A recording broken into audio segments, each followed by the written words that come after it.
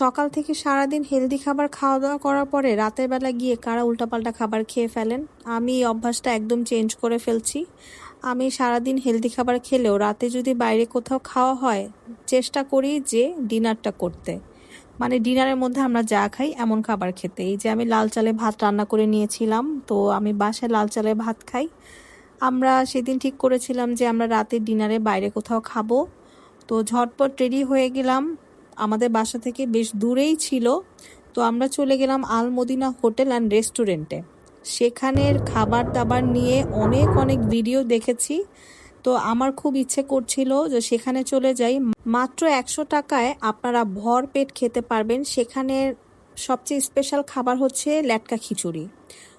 ঝুরা মাংস দিয়ে ল্যাটকা খিচুড়ি সেখানে সার্ভ করা হয়, অনেক বেশি মজার এবং এত পরিমাণে দেওয়া হয়। মাত্র 100 টাকায় এত পরিমাণ খাবার যদি আপনি খেতে পারেন, তাহলে কেন না সেখানে গিয়ে খাবেন না।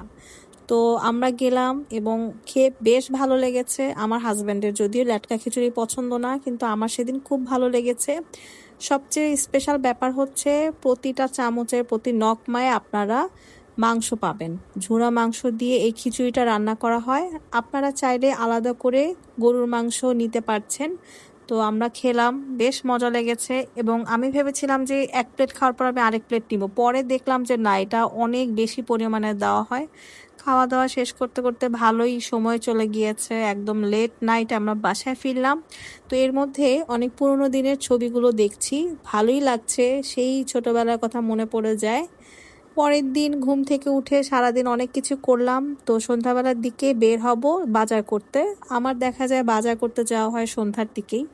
তো বেরিয়ে পড়লাম, সেখানে গেলাম বাজারে আর কি, তো গ্রোসারি করলাম। এরপর চলে যাচ্ছে কাঁচা বাজারের দিকে। তো সেখানে গিয়ে মাছ কিনবো। মাছ কিনে শেষ করে বাসায় ফেরার পথে আবার মোমো নিয়ে আসলাম। তো মোমোটা সেদিন ভালোই লেগেছে খেয়ে। আর এর মধ্যে ইলিশ মাছ কিনেছিলাম, তো তাজা তাজা ইলিশ মাছ রান্না না করলে কি হয়, তো আমি 2 পিস মাছ ভেজে নিলাম যাতে গরম গরম ভাতের সাথে খেতে পারি। কেমন লাগলো সবার আজকে ব্লগটা অবশ্যই জানাবেন। Thanks for watching.